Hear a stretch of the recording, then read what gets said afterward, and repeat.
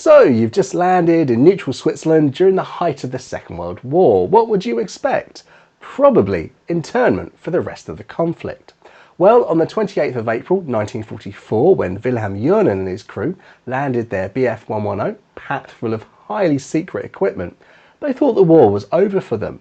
However, within weeks, the most comfortable they've had for a couple of years, they were back on operations, flying from their airfield at Hagenau. Doesn't seem that legal, does it? During this time, Switzerland secured a favourable deal with Germany for more fighter aircraft and pushed the boundaries of neutrality under the Hague Convention to their limits. However, it was not all fun and games for Johnen and his crew. Apparently, landing in an aircraft crammed full of secret tech in another nation can quickly get you on the radar of the Gestapo and a price on your head. So how exactly did a German night fighter end up on Swiss soil? Firstly, it has to be stated that Wilhelm Johnen was not the first alien pilot to find himself being hosted by the Swiss government. Since the conflict had begun around their borders, many Allied and Axis aircraft had sought the refuge of Switzerland. For some, it was a preferable destination to a German or Italian POW camp. For others, damage to their aircraft gave them no choice. And then there were those who found themselves facing the Swiss Alps all around them due to poor navigation or weather. So which of these categories did Wilhelm Johnen fall into? To understand that, we need to get to grips with a few ideas first. April 1944 followed a difficult period of operations for RAF Bomber Command.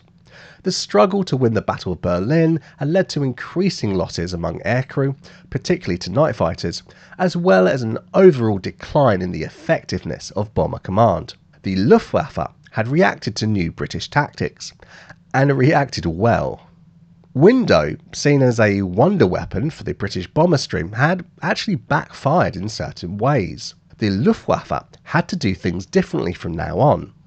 By destroying the box system developed by the German night fighter force, which often saw only the previously successful or more experienced crews released for the kill, now every Tom, Dick and Herman in the Nachtjäger force had a look in. Luckily for the RAF, fewer Doppler penetrating airborne radar sets like the Funkgerät 220 Liechtenstein SN2 were available in German aircraft that might otherwise have been. Now only able to track the general direction of the bomber stream from the ground due to the use of window, the Luftwaffe developed another response, christened Sammersau or Tame Boar. This approach released all available twin-engine night fighters to hunt along the approximate path British bombers were flying. Although combat experience would be more widespread among the Nachtjäger force from then on, these units would never again reach the levels of destructiveness and bomber command as they had enjoyed in the previous few months. Awake to the improvement in the very effective night fighter response, further tactics were employed by the British bomber force.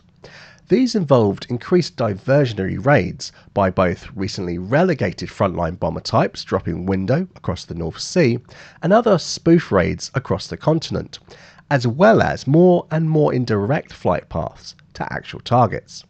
This is how Wilhelm Johnen found himself flying over Nancy in the early hours of the 28th of April 1944, when he had hoped to be in a lively little nightclub called Chez Yvonne. Johnen had been recruited into the newly expanded night fighter arm in May 1941, reported to 3 Staffel NG-1 after training in late June, and had flown his first operational sortie on the 11th of July that year. It was unsuccessful and almost led to Johnen and his radio operator, Gefreiter Albrecht Ritzop, getting lost over the North Sea. It was a dangerous time for young aircrew, and many would perish before they learned the necessary skills to stay alive and effectively down the enemy. On the 26th of March 1942, while over Duisburg, Johnen and Ritzop claimed a Vickers Wellington shot down in flames after a perfectly timed diving attack. Minutes later, they attempted to attack a new type of British 4-engine bomber from below. Climbing up for the shot, Johnen was hit by the short Stirling slipstream, then hit by its rear gunner. The resulting stream of bullets killed Ritzop and set the 110 ablaze. Johnen, who was wounded in the failed attack, struggled to get out and fell to earth under a severely damaged parachute, landing up to his neck in a waterlogged field. Over the next 2 years, Johnen would claim another 16 aircraft downed, all at night. When he was scrambled in the early hours of the 28th of April 1944, he held the rank of Kapitän, although he was acting Staffelkapitän of 6th Staffel NG5. He was not expecting the RAF to be foolish enough to fly that night.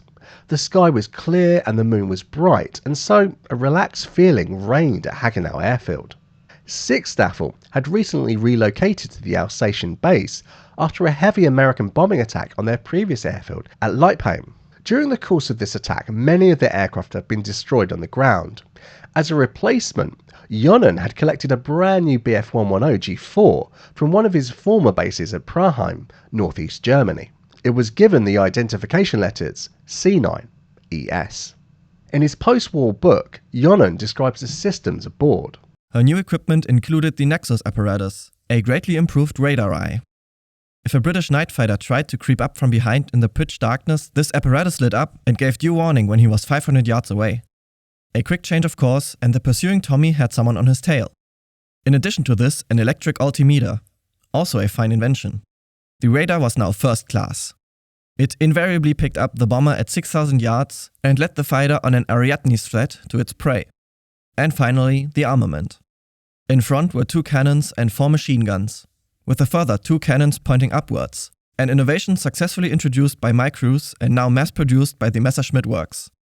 I was really proud of my C9ES and felt rather sorry that, presumably, I should not have an opportunity of putting her through her paces that night. Here Johnen is describing the Naxos ZR, which was developed to hone in on the AI Mark 8 radar being used by RAF night fighters to target their German counterparts. In addition to the early warning Naxos system, C9ES would have boasted a Funkgerät 220 Liechtenstein SN2 radar set. This was far less susceptible to countermeasures such as window, as it operated on a lower frequency. After the defection of the crew operating a Ju-88 equipped with a Funkgerät 202 Liechtenstein BC set in May 1943, the British had been able to devise their jamming strips. Germany had quickly responded by developing their airborne radar technology, which soon overcame the problem. It was therefore vital to them that the British not discover the changes they had made, lest further countermeasures be developed. Johnen took off at 0048 hours. Aboard was his long-serving Bordschütze, Oberfeldwebel Paul Mahler, and a temporary replacement for his usual Bordfunker, Lieutenant Brynos Kamprat.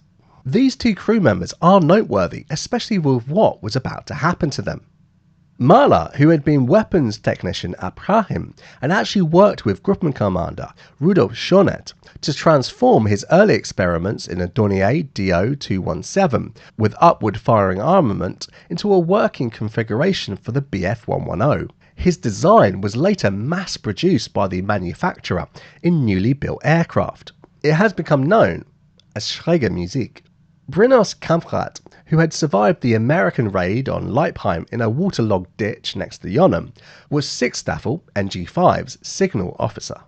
He was well versed in the use of the radar equipment aboard and was privy to important Luftwaffe codes. These were 2 men you wouldn't want to fall into the hands of another nation. A little after 0110 hours, while in the Nancy area at 15,000 feet, Brynos started to pick up a contact on radar. He began guiding Johnen in on the target. Seeing the target, Johnen stalked it while keeping the moon behind him and closed to 200 yards. It was a Lancaster. Suddenly, the enemy pilot took evasive action and the rear gunner opened fire on the German aircraft. Johnen manoeuvred and closed in from below the Lancaster, making sure he was out of the gunner's arc of fire. He aimed and fired from below and between the 2 Lancaster's engines. Immediately, it burst into flames. Just as he had opened fire, so too had one of the enemy gunners, and Johnen saw hits along his wings. In his book, Johnen explained what happened next. "The Tommy's on fire!" screamed Brynos into the RT, nearly deafening me. He was right. Flames were pouring from the trailing edge of the wing. But the crate continued to fly calmly on its way. Shall I give him another burst, I wondered, drawing closer. But the enemy was badly hit, and the greedy flames were glowing eerily in the darkness, lighting up the red, white, and blue circles. We were now flying close to the enemy, watching what would happen. One of the crews bailed out. For the fraction of a second, his body gleamed in the light of the flames before he fell into the yawning depths. One after another followed suit, and 8 men in all bailed out. It was high time, for a moment later the port petrol tank exploded and the machine hurtled to the ground, leaving behind it a long, fiery tail. This aircraft was almost certainly Lancaster ND-781 from 622 Squadron. Its Canadian pilot, Flight Lieutenant James Andrew Watson, kept the aircraft in the air long enough for the rest of his crew to escape. He was later commended for his sacrifice by the son of the mid-upper gunner, Ron Hales. He said, "Because of James Watson's sacrifice, 6 families have been able to have had 3 generations that they never would have had if he had not kept the aircraft aloft that fateful night so long ago." ND-781 crashed at Saint-Hippolyte, southwest of Strasbourg. Flight Lieutenant Watson is buried at the Charleroi War Cemetery near Toul in France. Bomber Command, according to the recollections of Johnen, had entirely misled the Luftwaffe defences that night. With diversionary missions flown to various targets across Germany, the North Sea and France, as well as alternative targets being hit, the Germans only discovered at the last moment the true target that morning, Friedrichshafen, on the shores of the Bodensee. Following the bomber stream southeast, Johnen claimed another aircraft that fell in flames into the lake below. However, this has never been confirmed. One probable candidate is Lancaster ND-759 from 35 Madras Presidency Squadron. All the crew on this aircraft survived except the Australian navigator, Pilot Officer Fawkes.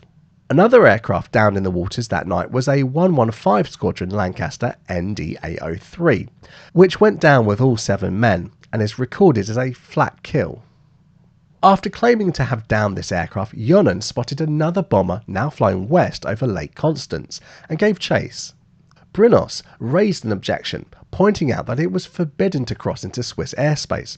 Mahler, more experienced in airfighting, said, "Oh to hell, if the British can do it, so can we. Let's make the Swiss a present of a nice fat kill. It will be good for them to learn a little of what war's like." No doubt he was well aware that Swiss fighters rarely intercepted intruders at this stage of the war, following German threats in 1940. As Johnen closed in on the British aircraft, again a Lancaster, a Swiss searchlight illuminated the sky. The Lancaster, possibly LL-750 from 101 Squadron, made for the light, perhaps hoping it would offer some safety, but Johnen stuck to him and opened fire. At the same moment, his Bf-110 was hit by return fire from the rear gunner.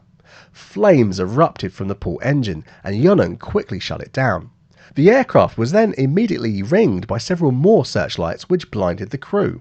Falling in a spin, Johnen screamed for someone to shoot out a distress signal and stop the lights. After falling 3,000 meters, which put out the fire, the signal was finally given. In the ensuing minutes, with flares being fired by either side to communicate, the Swiss searchlight crews kept the Bf-110 illuminated and Johnen blinded. Switching them off suddenly, the Swiss lit up an airfield below. It was Dubendorf, near Zurich, then fired more flares to indicate they wanted the Germans to land. As Johnen swung round to the north towards home in a turn, the blinding searchlights were back on him, preventing any escape. With his damaged aircraft dropping ever closer to the ground, there was no option but to put her down on Swiss soil.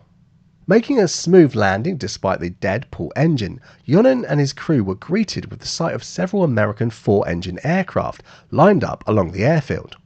According to his memoir, they were recent arrivals and seemed more than content to be interned in Switzerland than as prisoners in Germany.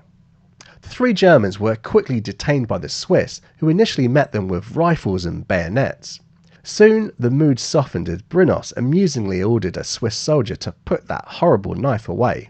With the tension broken and after much laughing on the part of the Germans, the men were treated very well from then on.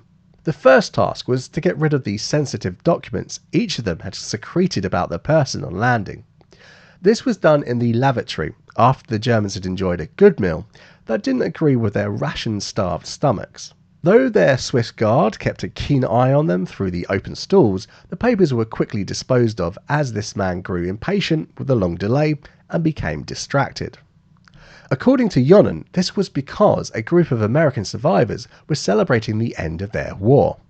When learning of their arrival, they were very hospitable to the three Germans, offering them American cigarettes and saying, "You damn Messerschmitt guys. Why are you fighting for Hitler?" But this is when Johnnen's biography becomes less and less trustworthy as a source. Not only has the English translation already misled us by stating that this incident happened on the evening of the 28th of April, it then goes on to say the following about how these American aircraft ended up on Swiss soil. Oh, they are your colleagues from the other side who force landed here during the day. I suppose you heard about today's big raid on the ball bearing factory at Schweinfurt. Schweinfurt? Was Johnen in a time machine? The boys left a lot of their tail feathers behind. Over 100 planes were shot down by the German fighters, and 9 force landed here. Some with shot up engines, some with half a tail, and others with wounded aboard. Now they are celebrating the end of the war for them. They are to be interned in Switzerland. Either this is a huge mistake, the British having hit the target the night before, or these Americans arrived on a different date from a different mission, or possibly this has been added post-war for some political reasons. So we do need to treat Johnnen's biography with a bit of skepticism. Nevertheless, it is worth mentioning what Johnen and another squad mate, in his own memoir, say about the following events. Johnnen's account suggests a dramatic intervention by Himmler involving a clandestine plot to assassinate the aircrew and destroy the aircraft. He says that within hours, Gestapo men were already on their way to carry out these tasks. Rather than an innocent loss due to combat, it is stated that Hitler saw this landing in Switzerland as an act of treason. This assertion in the book makes a lot of sense, as Himmler is known for extreme measures to protect state secrets. However, it raises questions about the plausibility of such a drastic action, given the operational and diplomatic complexities of the situation. In addition, Peter Spolden, another pilot from the squadron who wrote a post-war book, introduces the figure of Oberst Otto Skorzeny. Skorzeny was known for his extraordinary wartime operations, which included snatching Mussolini from Allied custody. Spolden reveals him as the man tasked with either retrieving or destroying the aircraft. I've no concrete evidence yet that he was involved. What both men do report is that within hours of Johnnen's arrival in Switzerland, the families of the 3 crew members were rounded up by the Gestapo. According to the accounts, their homes were subjected to searches and they were taken into custody for intense questioning. However, this action was soon halted and reversed, probably due to Goering's intervention, who had been alerted to the situation by Johnnen's squadron. Wilhelm was very clear in his memoir that no apology was ever made for this despicable act. Spolden, who wrote his book much later in life, brings up the second approach that the German government took to resolve this political headache. In Berlin, the unexpected landing of the Bf 110 in Switzerland set off a flurry of urgent activity. The situation demanded a nuanced approach, balancing the Reich's need for secrecy with the delicate nature of Swiss neutrality. The first step in this intricate dance was the dispatch of Major Walter Schellenberg, an officer known for his diplomatic acumen and connections with the Swiss intelligence community. Schellenberg, acting under the direct orders of Himmler, was to negotiate with Swiss authorities, while ensuring the utmost secrecy regarding the advanced technology aboard the night fighter. Schellenberg's initial efforts centered on a diplomatic overture. He reached out to Swiss Brigadier Masson, leveraging their acquaintance to facilitate a meeting with the designated German negotiator, Major Eggen. This move was a calculated attempt to open a channel of dialogue that would allow for a discreet resolution to the potentially explosive situation. Major Eggen, carrying the weight of the Reich's expectations, crossed into Switzerland under the cover of night. His mission was clear: to propose a solution that would return the night fighter to German hands while maintaining the facade of cordial international relations. Germany was well aware of at least one thing the Swiss wanted, and seemed now finally willing to give it up. In a bold move, Eggen presented General Guisson an audacious proposal from Schellenberg: the licensed production of Messerschmitt aircraft in Switzerland, coupled with an insistent demand for the secrecy of the night fighter's technology. The negotiations, however, hit a snag. Swiss political reservations and the intricate web of international diplomacy stalled the discussions. The German government, aware that Allied agents also operated on Swiss soil, where their technology was now vulnerable, then made a decisive move. An offer was swiftly put forth by Eggen, the immediate sale of 9 Me 109Gs to Switzerland in a direct exchange for the night fighter. Would the Swiss accept? It seemed that these terms were also not acceptable.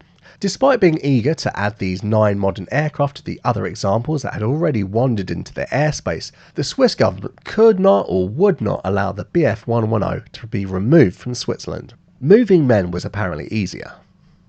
What occurred next seems to suggest that the final deal demanded that the night fighter be destroyed, its secrets erased, and its crew repatriated. In return, the Swiss would receive a discounted price now on 12 109 Gestabs. According to sources, the German government dispatched a demolition specialist to Dubendorf. Could it have been Otto Skorzeny? With authorization from the Luftwaffe's chief, Johnnen's aircraft was methodically rigged for destruction. On May 18th, under the veil of night, the Bf 110 was blown up to protect its secrets. Locals were told the explosion was part of a military exercise, which was widely accepted. The next day, Johnen and his crew were allowed to cross the border, having spent a pleasant few weeks in extreme luxury on the Reich's checkbook. 3 Allied detainees were also returned to their homes to balance this breach of neutrality. Crossing the border with the Berlin-bound men were some 10,000 Swiss cigarettes, possibly part of the agreed terms. After a short series of questioning and the revelation of what had happened to their families, the men were returned to Hagenau and back in operations soon after. Johnen would go on to be credited with a total of 33 victories, all achieved at night. On the 23rd of May, 12 Messerschmitt 109Gs arrived, not from factories as you'd expect, but from weary frontline airfields. To say the Swiss were unhappy probably would be an understatement. At this stage in the war, German aircraft manufacturing was rife with substandard work and sabotage. However, it should be noted that factory-fresh aircraft may have been even more faulty. At least the mechanics at frontline stations had the motivation to make their aircraft as operational as possible. This was probably of little comfort to the Swiss, who would have found it harder and harder to source parts for these mechanically unsound Messerschmitts. The Swiss Air Force would later move on to American designs, particularly the P-51 Mustang, before obtaining jet aircraft in the post-war period. With their night fighting technology secure, at least from this incident, the Luftwaffe would go into decline over the remaining months of the war, eventually becoming unable to effectively combat Allied bombers day or night. If you've enjoyed this video, please give it a like to help it spread to more people, and if you'd like to help me produce more videos like this in the future, check out the link below for the details. And on screen now is another video that I think you're going to like, so why not give that a watch now? It's a good one.